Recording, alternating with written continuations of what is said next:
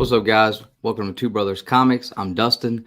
Tonight, we're going to do a little bit of an impromptu live stream. We're going to talk about a cool subject that I've been interested in seeing show up in comic books soon. And maybe we're going to go through a few of our pull lists, and I've got a special guest, so stay tuned. All right, guys, so I've got a guest with me tonight. It's not Nick, but we have returning with us tonight Mr. Jared Lujan. Lujan. Yeah. Lujan. I couldn't remember if I had it wrong or right last time. Jared Lujan, who you guys remember was on with us a couple of weeks ago. I actually believe we had you on a Wednesday a couple of weeks ago to talk about Dryfoot. It was last Wednesday, as a matter of fact. Was it last Wednesday? Man, yeah. It seems like last week must have just been a long week then. This week's already been a long week. Yeah, it feels like it's been like a month since last Wednesday, but yeah. Absolutely. So let me see if we got anybody in the chat. Let's see here. We got Not Vernon. Hello. Got my man Captain Comics now. Now this guy right here, he is a real life pirate. We do the What If show on Sundays together, and he's got an awesome pirate get up with a big red Jolly Roger flag behind him. So it's really cool. So yeah, hope everybody was able to get out to the local comic shops today. I know that there's been a lot of shops closing. I've heard shops doing curbside pickup. I know Nick's shop, Haven Comics, one of our LCSs, they were actually offering to deliver your books to your house for you. So did you have any problems getting to your shop today? No, I actually volunteered over at my shop today for 2.5 hours, just getting him kind of set up and organized for him to roll out things like that. Okay. Me and the guy that run the LCS are real tight, so I just kind of hung out in the shop, organized stuff for him. But yeah, I mean, they were like, right now, that's if you have a shop who is offering curbside already and or delivery, like you take advantage of it, or I know the economy is real scary and stuff like that, but if you can prepay for your comics, go and pick them up when you feel safe, man. Like, you would not believe the thousands of dollars comic shops lose on pull lists that don't get pulled up. It's rough. So just do whatever you can. Yeah, absolutely. I was my shop. They haven't closed yet, and they haven't talked about it. I was in there yesterday. Like you, I'm pretty close with the guy that runs my shop. I was in yesterday helping them unpack and get everything organized for today, and they've had a couple of people like that, and that is an issue where you've got pull lists that are sitting for a month or two without being picked up, and that's you're right, that's a lot of money that they're not getting a hold of there, especially if it was a hot book and it's been sitting in a pull list and now it's not hot anymore. It's like they might not even get the cover price for it that they were asking. Yeah, one of my favorite shops in Dallas was talking about how in Texas, I think Laredo and Austin have forced, or Laredo, I think, forced everybody to close that was non-essential, but Austin closed down a bunch of restaurants. But there's a real concern that if there's not like a real plan in place, there's not something you can do to support your shop. One of my favorite shops in Dallas posted on Facebook, Carp Diem, posted something like, if we are forced to close for 2 weeks, we might not be able to open back up. So whatever you can do. And that's a good shop, man. They're good people, good owners, really have a nice, beautiful shop. So please, if you can support your LCS, that's what you got to do. Absolutely. Absolutely. No doubt. We preach that all the time. So I'm definitely on board with that. Let's see. Okay. We got a few more people popping in. We got Mr. JB. Mr. Discovery Bay. Oh, look at it. Just shared on my community page. Yeah, we're 3 away from 600. So appreciate that, JB. Thanks, man. Austin Lemmy. One of my LCSs will dump boxes if they don't get picked up after a few weeks. I mean, honestly, unless you call them and let them know. I think that's fair because I think unless you let them know, hey, I'm setting up my pull list. I'm going to pick up once a month. If you're going to pick up once a month, I think it's a good courtesy to them to just let them know, because I used to do that.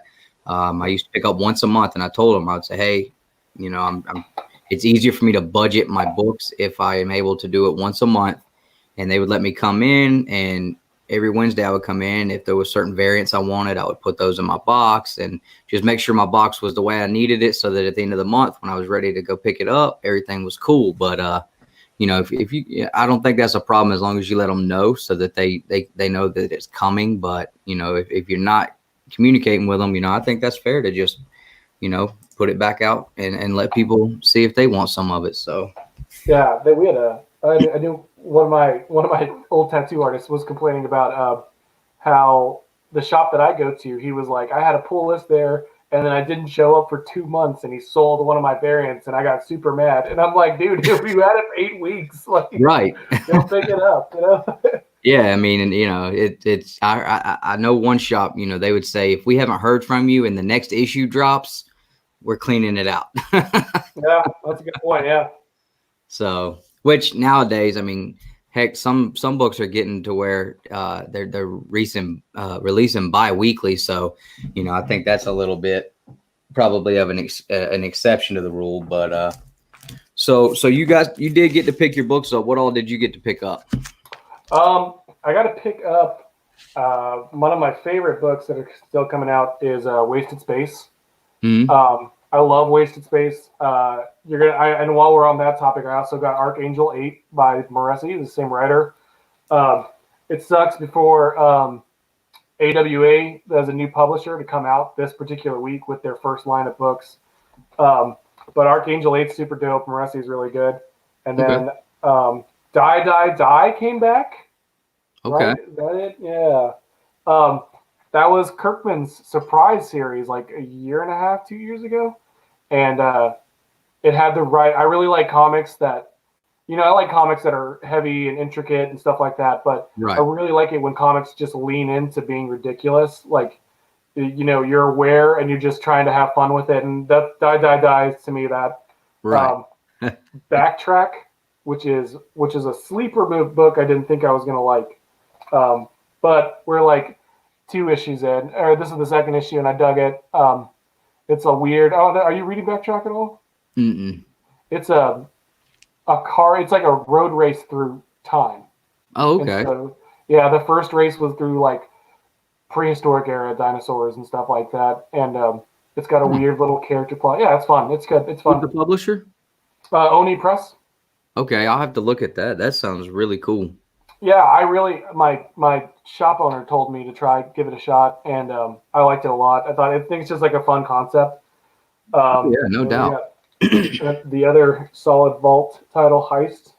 Yeah, I know Nick's heavy on that one. I've got them. I have not read, but I haven't read any of them yet, I don't think, actually. So I'm at the point where I'm just gonna get them all and then just binge them.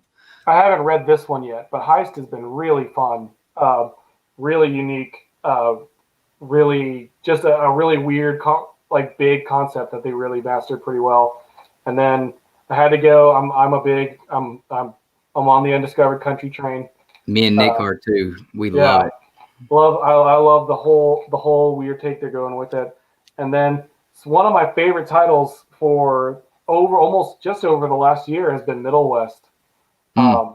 Middle West has been some of the most brilliant art and writing. One of my favorite titles consistently, like month to month. It's just great. I took all of Middle West with me to Chicago to get them signed by Scotty Young. Awesome. I didn't do it because I saw the line and I was like, man, I can't spend this whole day here. So, but they were in the same building as Scotty Young is now my memory of those. Right on. They got some of the air particles on there anyway. Yeah. What'd you get? So I picked up a new AWA, Resistance #1. So this wasn't really high on my radar, and I was talking to the guys at the shop about it, and I started flipping through it, and I was like, you know what, I'm definitely gonna pick it up, give it a shot. It looks cool. I mean, with what's going on right now, this right here, it would be a great read or a terrifying read. So I guess it just depends on how you take it. So I'm looking forward to that one. I read a review copy for that for Comics Bookcase.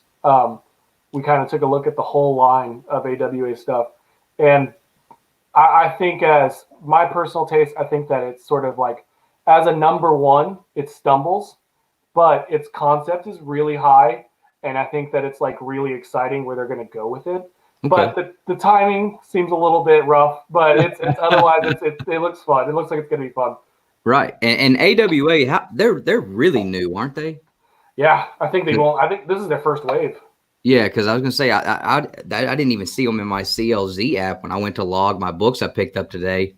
Yeah. I was like, man, these guys are like super new. So Yeah, that's cool though. I mean, it's cool to see new publishers coming up. Yeah, for sure.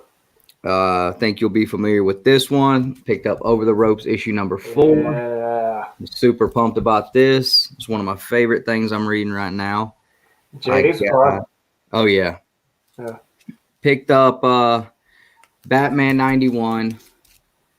I've been really enjoying this. I was reading this before the whole crazy hype train started running through Batman, and I was picking up both covers because, I mean, even when the actual story wasn't very good, the variants have been really cool all throughout. So I've been picking those up. So they've been taking care of me on those. And then everybody knows I'm loving this Teenage Mutant Ninja Turtles and Power Rangers series. So I got cover A, the best cover out of this whole issue. Oh yeah. All the variants. The FOC was absolutely the coolest one, and this is the first time the FOC has really been something to be had.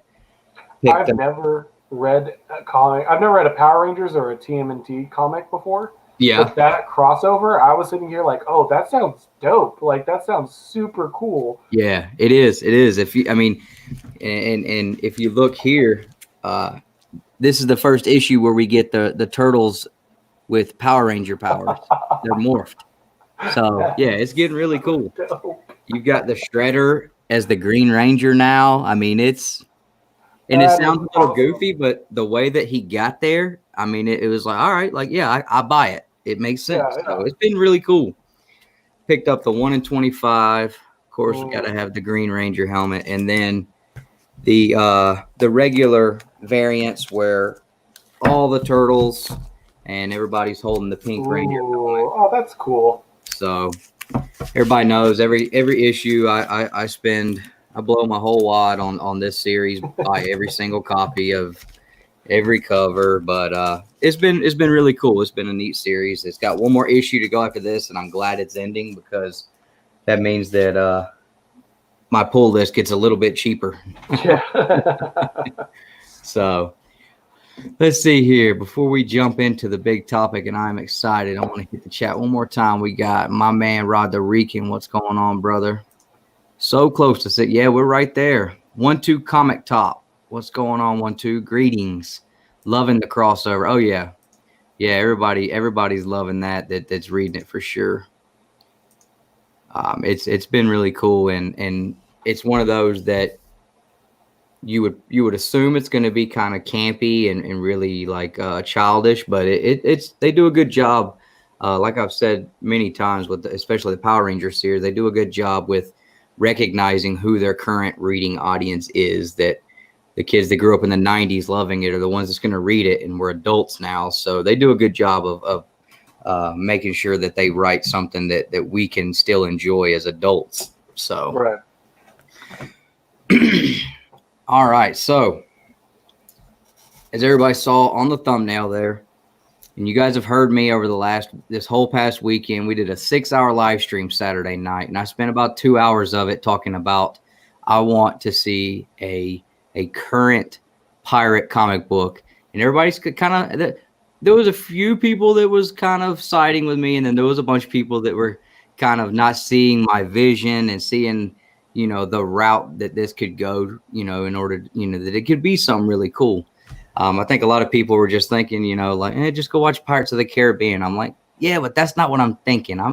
When I think about something like this, like I'm thinking about how dark and gruesome and, with a pirate, these are some of the nastiest dudes that there was. I mean, you can go so many routes, and it could be, you could almost have a rated R comic book with pirates, or you could have a book for kids. But we talked about it for a lengthy amount of time Saturday night. I think Justin was actually in the chat for a while, And I think he was kind of cracking up at some of the stuff that I was sitting and arguing with some of the guys on there about. So, but you when I talked to you, you seem like you were on board though. With you think it could be a good idea too.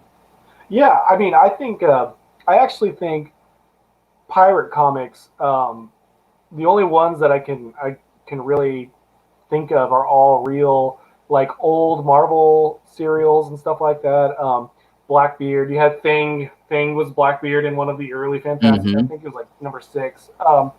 But I think that's like a genre that has like sort of a lot of things you could kind of play with and do fun stuff with it. I'm not a fan of the Pirates of the Caribbean stuff, mostly because like it's just a lot. I don't really. I think 2 movies was plenty, but also like it's just sort of a lot of lore and weird. But like there's so much pirate lore. I think I'd mentioned I have a pitch for a pirate story that obviously I'm planning on pitching it at one point, so I can't go into too much detail about it. But Right.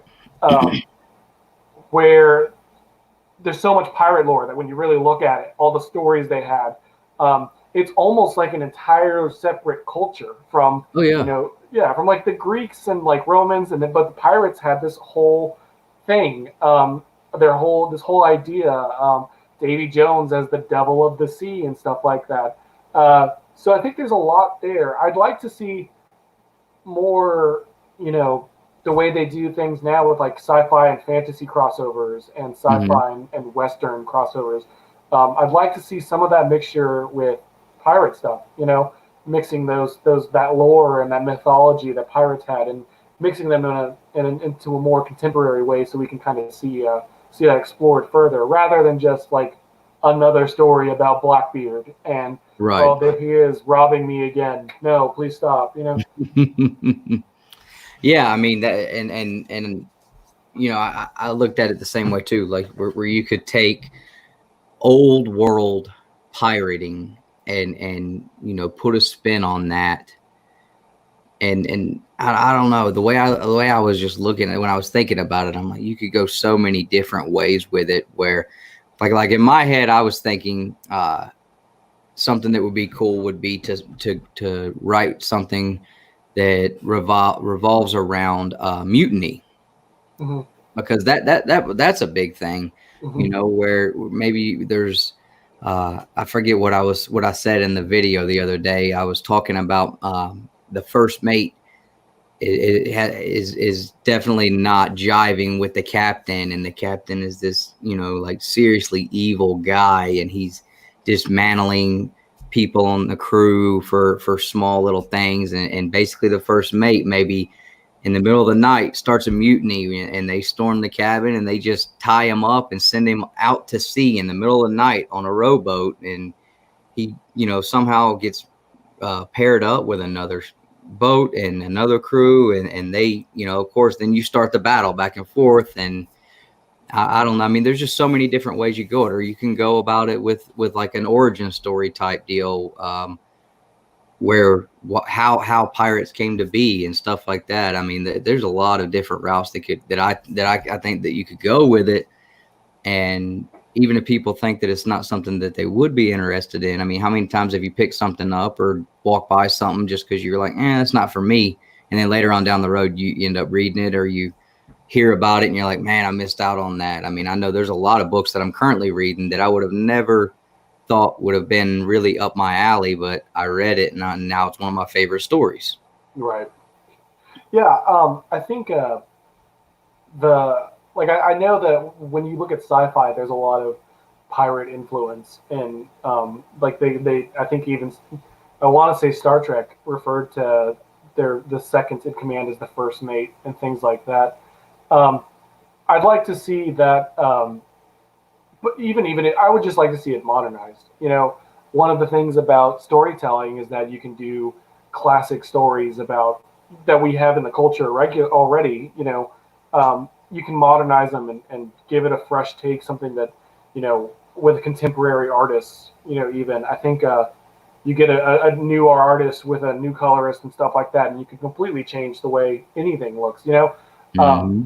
but like in terms of seeing things like Mutiny. I think one of the more fascinating aspects of it is really looking at historically, like these historical mutinies, and because I think the thing, truth is stranger than fiction, is actually the case. You know, looking at these historical mutinies and how they came about and why they came about is really a fascinating kind of a bit of research. I couldn't sit here and name them off to you, but if you looked them up, you'd probably be pretty impressed. But Okay. I would like to see things like that, adapt that.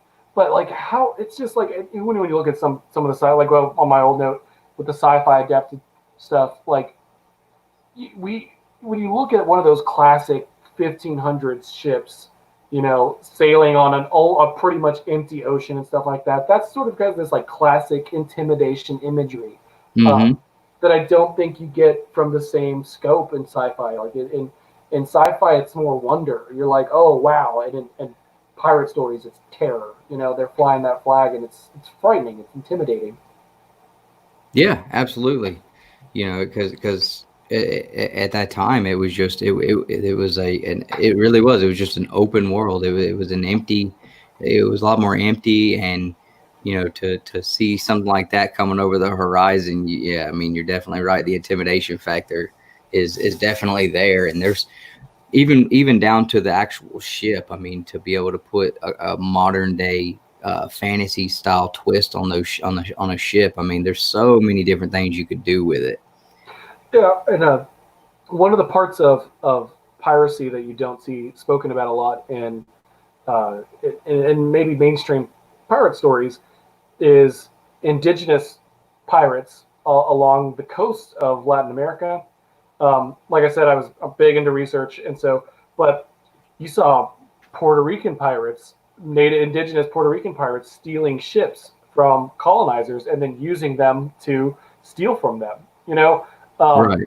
and I thought that was like one of the coolest things is that these people that they're slaves effectively, and they're leading these revolutionary charges, stealing a ship, and then they're coming back around and they're taking your stuff. You know, like that's great. That's a super funny little weird cool thing. You know.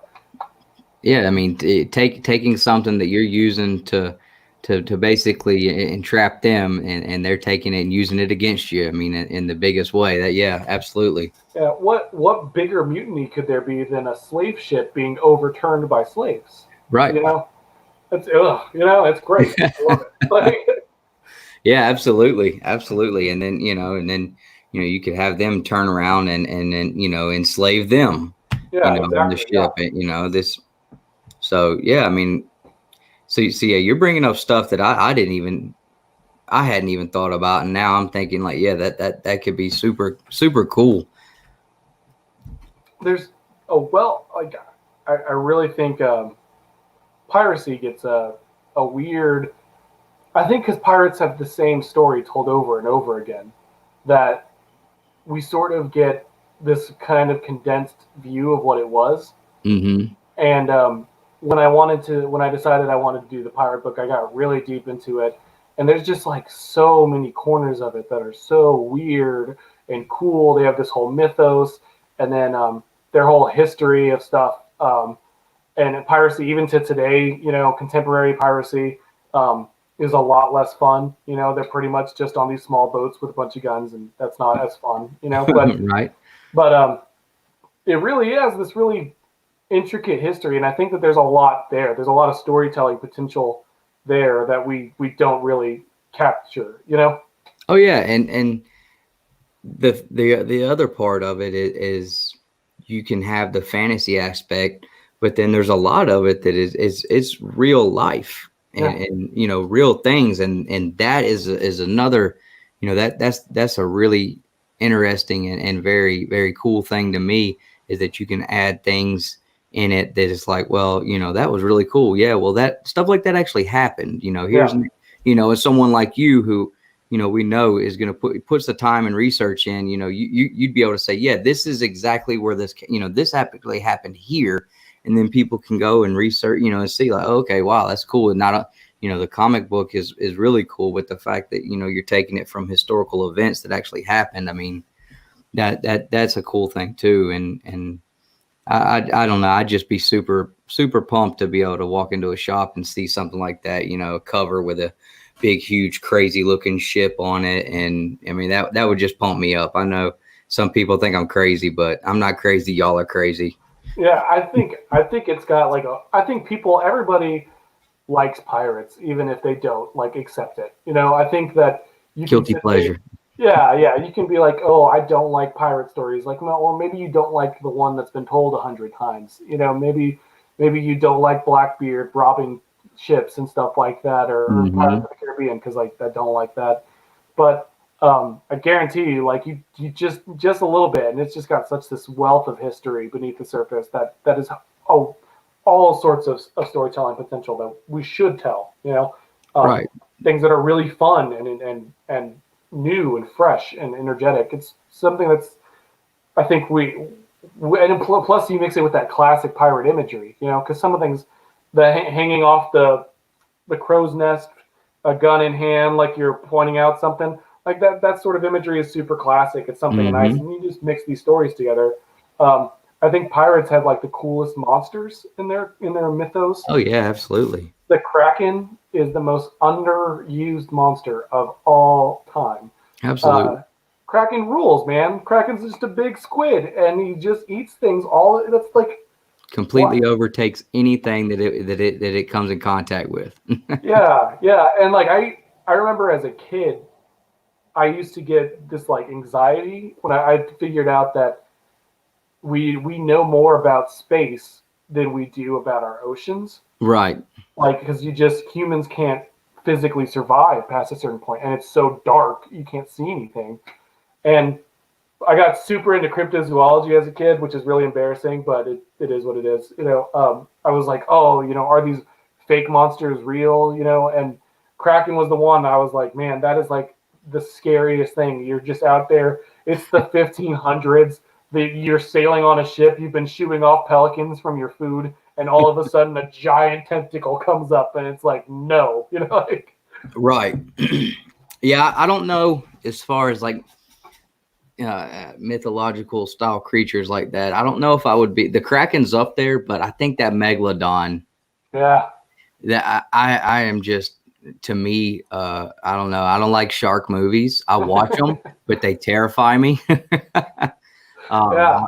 And when I watched that the Rainn Wilson film that came out a couple years ago, the Meg. Yeah. Well, I say Rainn Wilson. It was. Yeah, I was sitting here like I can't believe Jason Statham. I'm an office guy, so I was excited for Rainn Wilson. I was like, I can't believe we chose Rainn Wilson over Jason Statham for that movie.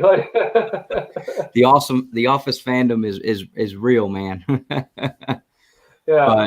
But I mean, yeah, I mean, you think about something like that, and you know, then you read some of the articles that have been, and I know like there's a lot of fake stuff out there, but then you see some people that, you know, their arguments for something like that being able to be real, and my imagination gets the best of me, and it just terrifies me. I mean, completely to death. The thought of, you know, I don't want to come in contact with a 5-foot shark. You know, you're talking something bigger than a freaking dump truck, and then you watch that movie and you see, you know, they thought they killed it, and then there was a bigger one at the end that jumps up and eats the one that they killed, and it's like something like that mixed in with the piracy. I mean, yeah, I couldn't even imagine dealing with something like that. But again, it would make for such an awesome storyline with creatures like the Kraken or the Megalodon being a part of them. I mean, you know, you get rid of one and then you roll right into this other one. It's like, yeah, I mean, I couldn't imagine because they didn't have a whole. It's not like they were running around with beacon systems that they're able to detect things around them and everything. I mean, it's just, you know, they're out there just kind of looking, and, you know, the Loch Ness monster or the Kraken, Megalodon. I mean, you know, you never know, and yeah, it's a lot of potential as far as the monsters. That's the only three that I can think of, but I mean, just those three would be crazy to see. Well, there's the devil turtle or the devil tortoise, one of those two. but it was a giant turtle that disguised itself as an island. Its shell was so big that it looked like an island. Oh, And okay. so they would come up to it to land, and it would destroy the ship and eat everybody. Was the whole thing. And that to me is like horrifying, because that's the illusion of safety, like a Kraken tentacle is a very clear message, Right. a nice little island after you've been at sea for a long time. But I mean, there's sirens too. Sirens were in Greek mythology, and Yeah. they translated over to piracy.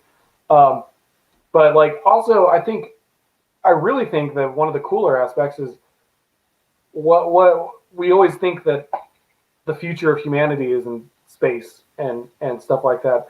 Well, let's if we're all convinced that we're melting the polar ice caps and things like that, and that the floodwaters are rising, what does the future of industry look like on Earth, and what does that mean for something like piracy?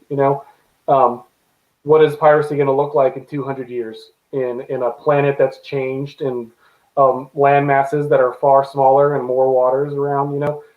What does that even look like? What does that entail? And so that's where I think the story I have doesn't take place in that. So I can give that's y'all's. Okay. That's yours, YouTube. But I think that's like a really interesting question. And I'm like, Yeah. why don't we think about that ever? Why isn't that the next hotbed of pirate stories rather than the same 5 or 6 turned over and over again? Yeah, that definitely would be cool to think about too. I mean, especially with the advancements in weaponry and I mean, even the ships nowadays. I mean, you're not rocking around in a plywood ship anymore. Rocking the black sails. I mean, that would be a whole nother concept, and definitely a huge upgrade on the piracy story completely, and that's a whole nother take I didn't even think about again. I mean, that would be cool.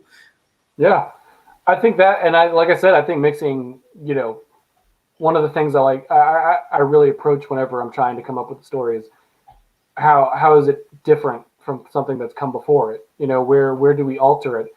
And I think changing the setting that radically makes it way more fun. Because let's make it. You can make it a similar storyline to what's been told, but if the setting's radically different, that elevates the story. I think it makes it more fun. Yeah. And when you were talking about the polar ice caps melting, like that immediately made me think, okay, that's your in to bring these mythological old world creatures Yeah. into the modern day book, because they stay so deep and dark and down in the bottom depths of the ocean, because maybe they need that super cold water, and these ice caps are melting, and it completely changes the temperature of the water. So now they're able to elevate themselves higher up, and you start seeing things like the Kraken or the sirens and things like that popping up in this new story. I mean, yeah, that could be a cool take too. Yeah.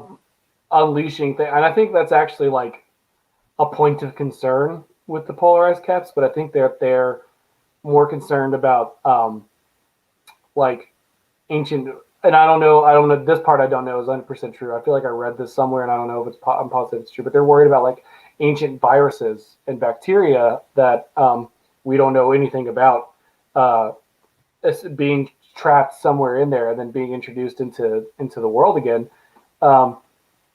which I think is like another thing. So like it's something coming back from the past to present itself as a new problem, I think is definitely interesting. But yeah, I mean, I think there's so many directions to go in it, and it's such an untapped field. Like of all the storytelling that we do and all the storytelling that's happened, like pirate stories really only exist in like 3 different ways. So Yeah. And I think I had a couple of people send me some titles that have been done outside of Golden Age comics, but the majority of what I've been able to dig up and find is all Golden Age comics. And it's like you said, it's pretty much your standard core stories that we've heard and seen told over and over and over again. So I think when people hear pirate comic book, they're thinking that's what they think of. It's like, here we go, I can just go watch this movie or read this book or what. Like I already know this story. They're not thinking about the whole realm of possibilities that are available that have never the amount of rocks that are or stones that are unturned with piracy. There's a lot. I mean, it's kind of like what they say about an iceberg. You know, they're just barely tapped into the tip of the iceberg on it. I mean, there's so many other things that we haven't seen or heard about. Yeah, I mean, like the most. I really think that the part that came up to me the most in research that we really don't talk about is the history of the baked shake. Ooh, I like that idea so much. Write Mm-hmm. that. You write that, and then send it to me. I won't steal it, but I want to read it. That's a really good idea. Yeah. Oh man, I like a sirens. Yeah, time traveling space pirates. What? That's really specific. Thanks, Like, Nick. But yeah, I mean, Austin, that's kind of what I was getting at whenever I was talking about like a super adult oriented book where, you know, you do have that horror aspect where, you know, maybe going back to like an origin story almost, even where I was talking to Perry about it. I was like, maybe, you know, you always see pirates with like an eye patch. You know, it's like, well, how did this many pirates have one eye? You know, and that's why I was like, you know, you see this many pirates and they all have eye patches. Well, how's that happen? Well, maybe there was some kind of it was like a punishment. You know, where you for the guy standing in the crow's nest. You know, he missed something. He fell asleep. He wasn't paying attention. So they tie him up and have a contraption that holds his eye open until, you know, some seagulls or something, you come by and just eat his eye right out of his skull. Now he wears an eye patch as a symbol of, hey, you know, I screwed up as the guy in the crow's nest as a lookout or something. And you just see the birds constantly circling around that crow's nest. And finally you understand what that's about. Or even going into how do you have this many pirates that have hook hands or peg legs, you know, stuff like that, and really make it gruesome and the horror aspect to it. I mean, I thought that would be something that would be kind of cool too. yeah, I like the concept of. So I'm not like huge into. I don't write horror. It's just not something that I guess I feel comfortable with. But like I really, in the last year, have gotten super into horror comics, and the idea of like something set that time period with on such a. I think boats are kind of scary in general. You know. Oh yeah. Because like I said, the ocean gives me this weird anxiety. But like, so I think being out there, you know, you want to talk about alone and being alone in a dark place. It doesn't get much more alone than the 1500s in the middle of the Atlantic Ocean, you know, with a lantern, being sad and cold, you know. Yeah, I think that would be super cool. I don't know. I mean, another thing I keep thinking, for some reason, I keep thinking about the third Lord of the Rings movies, where he gets all the ghost army that once served. I think it was like Gondor. They used to serve Gondor. I always think about that and like how I think maybe sort of that's what the Pirates of the Caribbean did in some form, but like a dead ship full of, but not necessarily in the hokey way that they did in Pirates of the Caribbean for laughs, but in the way that you're talking about, where there's like a whole history of terrible things that have happened. Yeah, I think that's a really dope idea. Actually, I'd read that. I'd buy that. Yeah, absolutely. I mean, because or you know, because there's so many different, you know, I always keep going back to the ship itself. I mean, you could almost do a whole thing around just, you know, around that ship. Like you were saying, you know, a ship that's basically haunted with horrific things that have happened on it, or maybe the ship is the thing that's doing these horrific things. Maybe the ship is not a inanimate object or something. I mean, the ship is its own captain. You know, the ship captains the crew itself, or I don't know. I sit and things just pop in my head, and I'm like, this sounds kind of silly, or that sounds cool, or I'm gonna keep that one to myself. You know, so. Yeah, I like. I think I would like a short story about a sentient ship. I don't know if you could spin like a full thing out of it. Right. But yeah, I mean, like, and that's another thing I don't understand why we don't why more of these things aren't popular. But why aren't anthologies more popular with like modern readers? Like um, I mentioned this last time I was here, but Deadbeats just did a horror anthology. It was a horror anthology based on music. Okay. So the stories were based around music, and they had a horror element to them. Why don't we do that with things like this in general, where we're like, let's do, you know 5-6 page stories on pirates, and it's a horror themed story, and just like the eye thing, we can explain that in 5 to 6 pages. And Hmm. a sentient ship, I think, for me personally, the sentient ship, I'm like, yeah, I could get into that for 5 or 6 pages, but and find something that's really scary, because we do, like, poltergeists live in houses. Why couldn't they live in a ship? A ship is basically just a floating house. Right. Um, a really talented floating house, I guess. But like, I think that sort of thing is actually pretty interesting. I think that's a nice concept. Oh yeah, I mean, I don't know why anthologies aren't more popular. I think if you're like a comic reader, I think you should definitely get into anthologies, because that's usually where, like, besides the fact that those are really talented people in it, I think that it's a lot more fun to take those out in bites. Get like a snack of a story idea, and it's nice and condensed. Uh, but man, yeah, I think I'm really actually getting into the idea of the haunted ship. I think I could probably read a miniseries on it now. Now that I've talked it out, I think I'm on board for 4 issues now. Yeah, absolutely. And I think that now more than ever, indie comics have gotten are more are so popular, and they're gaining a lot more ground on DC and Marvel, and people are enjoying the escape, I think, from the capes and spandex superheroes. Not to say that that's not still cool, but I know a lot of people seem to. I see more and more people putting indie comics in their pull list, and I see more and more reviews on indie comics, and I think that's definitely a good thing, especially for ideas like this, or um, whatever it is that you got cooking. I mean, it's going to definitely, it continues to open up the realm of possibilities to be able to expand on things that maybe we've heard about before, but put a new twist on it, or go deeper into the history of it, or like you said, put a much more modern twist on it, and people would give it a chance, because there's so many indies coming out that really it's just like you don't have a choice. You got to give it a chance, because you don't have this 80 years of history on what's going on in this book like you do Batman, and you don't have the 1,000 other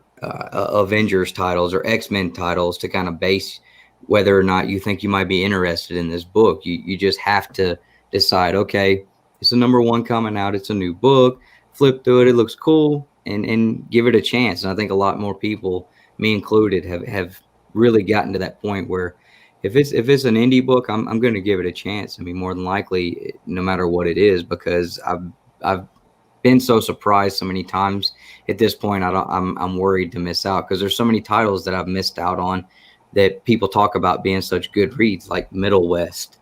I didn't get on that one. I've heard people talk about Gideon Falls. Missed out on Gideon Falls. I missed out on Saga. So you got to. I don't want to interrupt you, but you got to get in on Gideon Falls. Yeah, me and Nick we're dying to. We haven't yet, but it's definitely, we are going to. But I mean, those are some of the biggest titles that are going on. Gideon Falls, Oblivion Song, Saga, Middle West. I mean, these are all titles that we didn't jump on, and now we're wishing we had, and we're gonna have to go back and catch them in trade. So because of things like that, now we're to the point where I'm really going to look at something before I just kind of walk past and say, that cover doesn't look like something I'd be interested in, and just walk away from it, because there's been a lot of things like that we did that with, and we regretted it. So I think think that mindset is something that would be good for a book like this that we're talking about, because number one, the first thing that catches your eye is the cover. If the cover looks cool, you're going to at least pick the book up. Yeah. And there's no way that a pirate comic would not have, I mean, just an awesome kick-ass cover every single time. I mean, there would be no excuse for that cover not to be top-notch every time. Yeah, and like indie comics, the thing that I like about, indie and like not to, and I know I made it sound like I maybe don't care to write superpowers and stuff like that. It isn't necessarily the case for me, but that's just not my end game. The thing I like about indies and these small publishers and creator-owned stuff is, in general, it's just you can tell there's a lot less ropes and cages around the creators. Mm-hmm. They really get to kind of go and tell the stories they want to tell without being barred down with 1,000 years of or with 50, 60 years of 80 years of Batman, and that can be exhausting. I think it sounds exhausting to me. I really hope I can just, if I ever have to do big two work, or get the chance to do that, I really hope I can just do stuff that's like not in canon, because I can't imagine the responsibility that comes with that. But doing like a good pirate book in indies, you could just limitless. There's no stop there except for what you want to put on your own story. We're hashing out details on potentially another book for me to do elsewhere, and it's exciting because this one's one of my stories. This is a creator-owned one, and we were talking about what we wanted to do with it.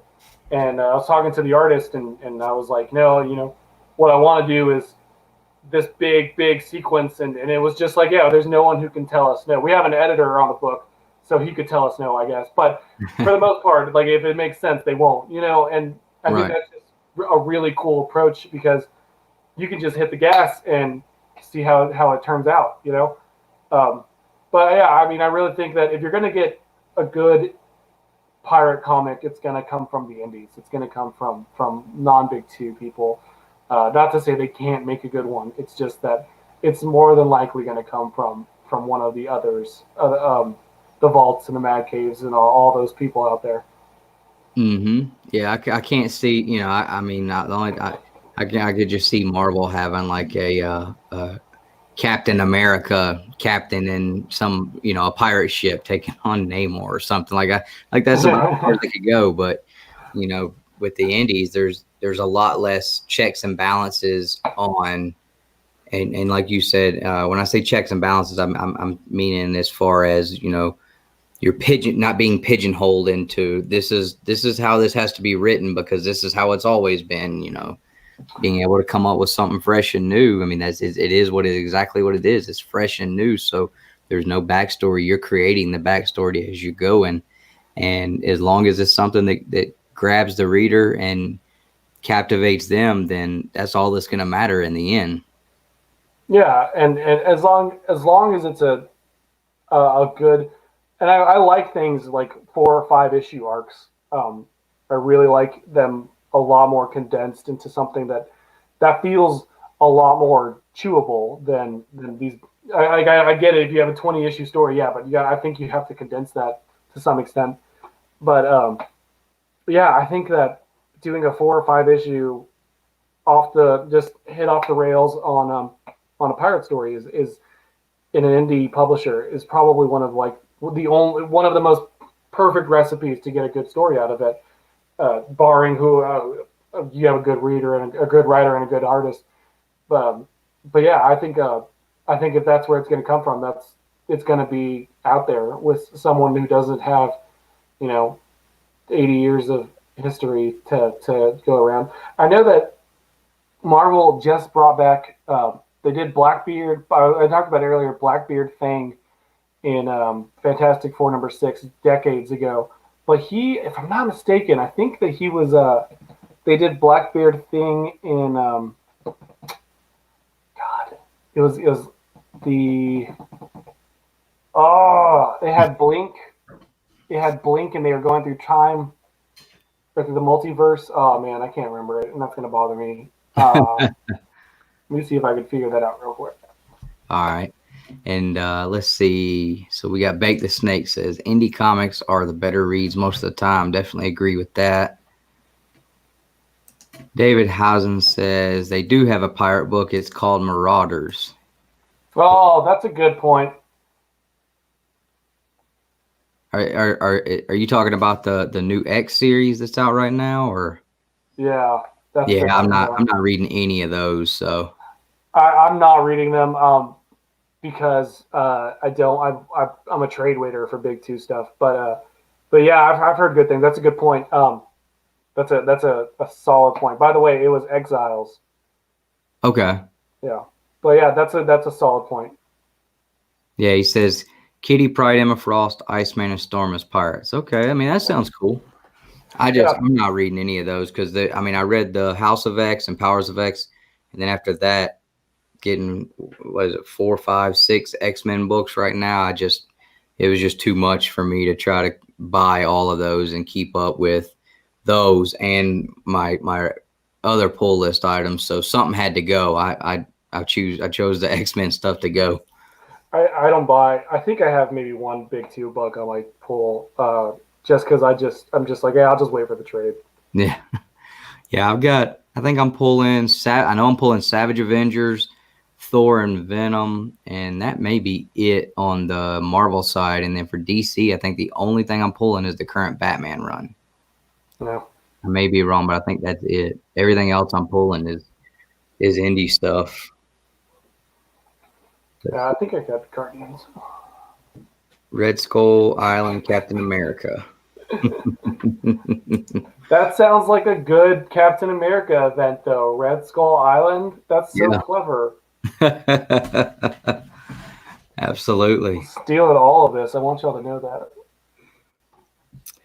Well, all right, man. Well, hey, you have any other? I mean, we ran through a lot of scenarios. I think we come up with some cool, interesting points, and I mean, you brought up some really cool stuff that I hadn't even thought about. So, I'm definitely rooting for you when you do go pitch that book. So I hope that definitely ends up happening. Yeah.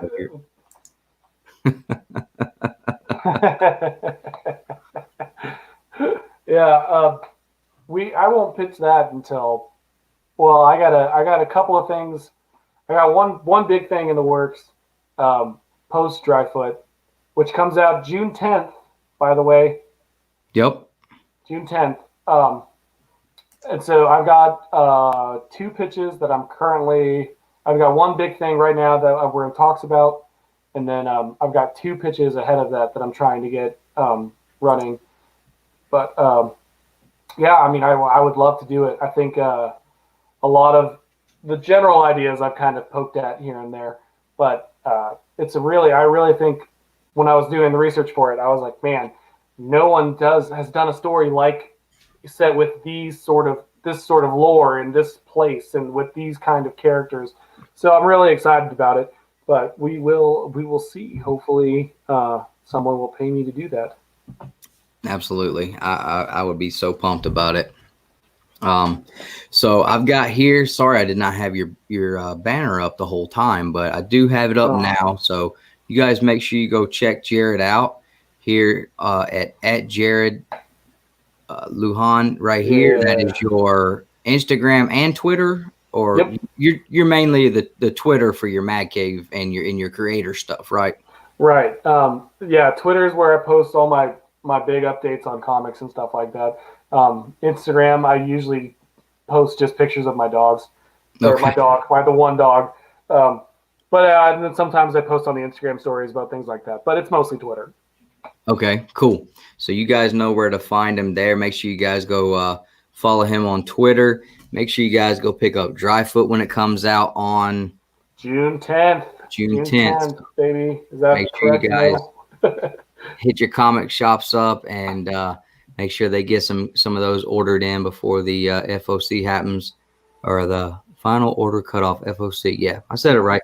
So, and you guys can order that also. It can be pre-ordered. Can it be pre-ordered through Mad Cave right now yet? Or I think at the end of this month, it'll be available to pre-order through your shop and through Mad Cave. Okay. But always right now, guys, more than any time before, it's important to offer to pay for your books when you pre-order them. Shops are going through a rough time. Everybody's going through a rough time. But if you want the book, I would really strongly suggest you offer to pay for it in advance. These shops are going to have a way worse time in the coming weeks than a lot of us are.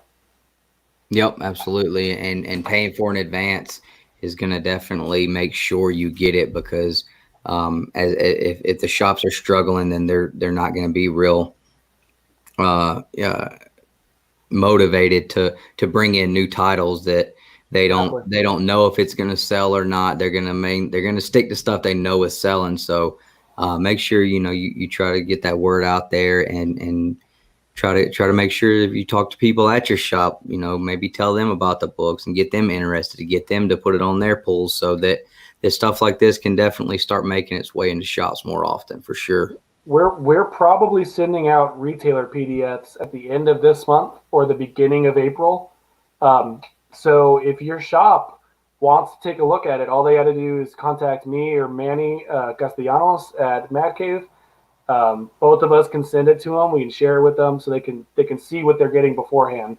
It's a product I'm really proud of, so I don't have any qualms with doing that. But you just got to tell your shop that all they have to do is ask us, and we'll send it to them. No questions asked. I guarantee you, at this point, most of your shops have probably heard from me. Maybe they ignored me, or my email went to spam. But I've been emailing shops almost nonstop for the last several weeks. So let them know if they want to talk to me. I'm super available. Yep, absolutely. I'm pretty sure I was talking to the guy at my shop, and he told me that he heard from you this past weekend, and he couldn't remember. He couldn't find where he was talking to you. He couldn't remember if it was on Facebook or Instagram or where he was digging through. And that was something I was going to let you know. He knew he wants to get it in. He was going to tell me to have you hit him up again, because he's got so many different Facebook pages and Instagram pages for all the stuff he's into. So, but they're definitely into it. I know Nick's shop, they love bringing Mad Cave stuff in as well. So, absolutely. I saw a post on y'all's Instagram that he had the two brothers pick, and I realized because y'all are in Georgia, right? Y'all are based out of Georgia. I am, and we're both from here, but Nick now lives in Huntsville, Alabama. Okay, because I saw the Killer Finds. I saw that they had the pick, the two brothers pick, and he wasn't on my spreadsheet, so I was like, oh, and so I just went back and I shot him an email, and I was, but yeah, I emailed him, but I'll email him again. He's on my list to contact again, so he's all in good shape. But yeah, June 10th, everybody. Yep. June 10th, guys, Dryfoot. Make sure that you put that on your list of books to get. Thanks to everybody that has been in the chat tonight and kind of been able to participate in our pirate comic talk tonight. Jared, I appreciate you coming in and talking about this topic that's been driving me crazy for the last couple of weeks, just because I've been wanting to see it so bad. I think this scratched the itch, being able to talk it over with someone, so I appreciate that. No, thanks for letting me come on, because we both have this weird, unique passion for this sort of niche, comic. But yeah. Absolutely. All right, guys. Well, make sure you guys go and check out our giveaway video we've got going on right now for the month of March. It is the 18th, and it's running to the end of March. So go check that out if you guys want to get in on that giveaway. Also, go check out the interview we did last week with Mr. Jared Lujan, and you guys can check out that, and you'll see what he's talking about with this Dryfoot book he's got coming out. You keep hearing him talk about. It's going to be in that video. Make sure you guys hit the like button, subscribe if you haven't already, leave us a comment and let us know what you think about pirate books. And as always, collect your way.